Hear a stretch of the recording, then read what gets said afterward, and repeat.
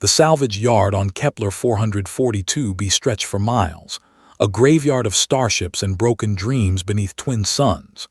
Orla crouched among the wreckage, her calloused hands sorting through twisted metal and shattered circuitry. Her red hair, tied back with a strip of synthetic fiber, caught the amber light as she worked.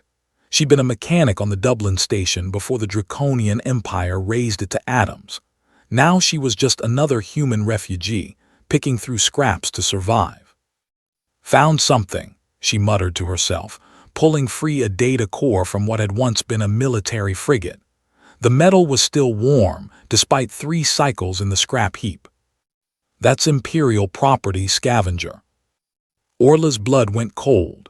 She turned slowly to find a draconian warrior towering over her, easily 9 feet of scaled muscle and predatory grace. His scales shimmered like polished obsidian, and his amber eyes held the cold calculation of a born killer. The crest along his skull marked him as high caste, nobility perhaps. His clawed hand rested on the plasma weapon at his hip. "Everything here's salvage," Orla said, keeping her voice steady despite her hammering heart. "Your people abandoned it when they glassed the colony." The Draconian's head tilted, a gesture that reminded her unsettlingly of Earth's extinct lizards. "You speak our tongue well for prey." "I'm nobody's prey." A sound that might have been laughter rumbled from his chest. "I am Jackson of House Thras, 3rd Talon of the Sovereign Fleet, and you are—" "Orla, just Orla." Jackson's gaze fell to the data core in her hands. "That contains tactical information. Surrender it, and I will allow you to leave with your life." Orla's jaw tightened. The data core could be worth months of food, maybe passage off this dying rock, but something in Jackson's posture made her hesitate. His hand hadn't moved to his weapon.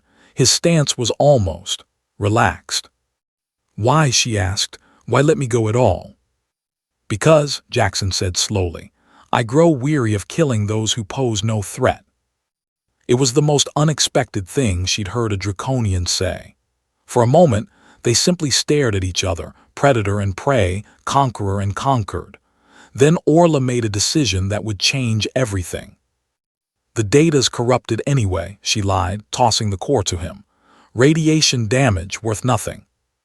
Jackson caught it effortlessly, his claws clicking against the metal. He examined it briefly, then looked back at her with something that might have been curiosity. "You lie poorly, human, but I appreciate the attempt at deception." He tucked the core into his armor. "You have survival instinct, rare these days." 3 weeks later, Orla found Jackson again, or rather he found her. She was working on a broken harvester drone, trying to coax life back into its burnt-out circuits, when his shadow fell across her workspace. She didn't look up. "Come to requisition more Imperial property?" she asked dryly. "I come with a proposition." Jackson settled onto his haunches, bringing his massive form closer to her level. "I have been watching you, Orla, just Orla. You repair things that others have deemed worthless. You see potential in ruins." "It's called being poor," Orla muttered, though her curiosity was piqued.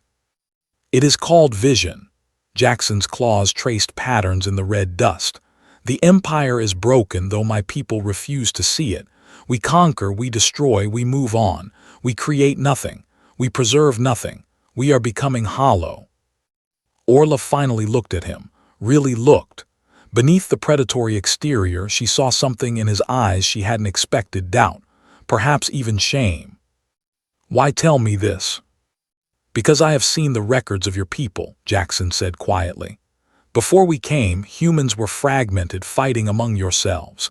Yet you created wonders: art, music, philosophy. You built things meant to last.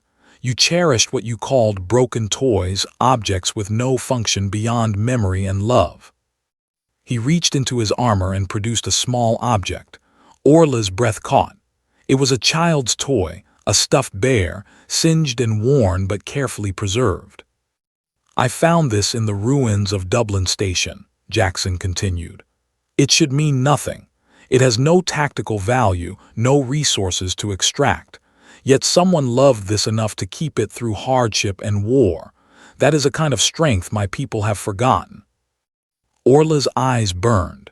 She knew that toy. She'd seen it in the quarters next to hers, clutched in the arms of a little girl named Sarah. Sarah, who hadn't made it to the evacuation ships. "What do you want from me?" she whispered. "Help me remember how to build instead of destroy. Help me understand what my people have lost in becoming conquerors." Jackson's claws retracted, a gesture of trust among draconians. "In return, I offer you protection, resources, and a chance to rebuild something worth preserving." It should have been impossible. A draconian warrior and a human mechanic, forging an alliance in the ashes of war. But Orla had learned that sometimes the most broken things, when carefully repaired, became the strongest. "All right," she said, "but we do this my way. No more glassing colonies, no more treating people as resources." Agreed. 6 months transformed everything. Orla's small workshop grew into a facility, staffed by humans and draconians working side by side, a sight that would have been unthinkable before. Jackson used his influence to redirect resources from military campaigns to reconstruction efforts. Some called it weakness, others called it treason. The imperial court called it a threat. "They're sending an armada," Jackson told Orla as they stood in what had once been a scrap yard and was now a thriving settlement. "The sovereign himself has deemed our experiment a corruption of draconian purity." Orla watched human children playing with young draconians, learning each other's games, creating new ones. "So we fight. We would lose, their fleet numbers in the thousands." Jackson's tail lashed in frustration. "Unless." "Unless what?" Jackson turned to her, and in his eyes burned something new, not the cold calculation of a warrior, but the fierce determination of someone with something worth protecting. "Unless we show them what we have built, unless we prove that strength lies not in destruction but in creation, not in conquest but in cooperation."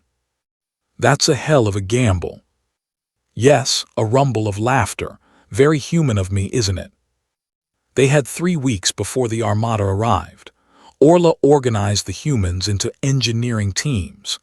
Jackson rallied the draconians who had come to believe in this new way. Together, they built not weapons, but a transmission array powerful enough to broadcast across the empire. When the Imperial fleet emerged from hyperspace, weapons primed and ready to reduce the settlement to ash, they were met not with defiance, but with an invitation. "Sovereign," Jackson's voice rang across every draconian vessel.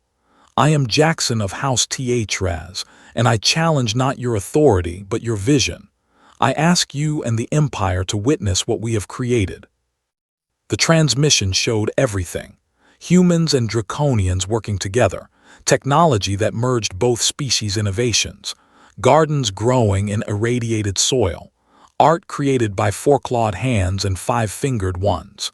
Children, human and draconian, playing without fear.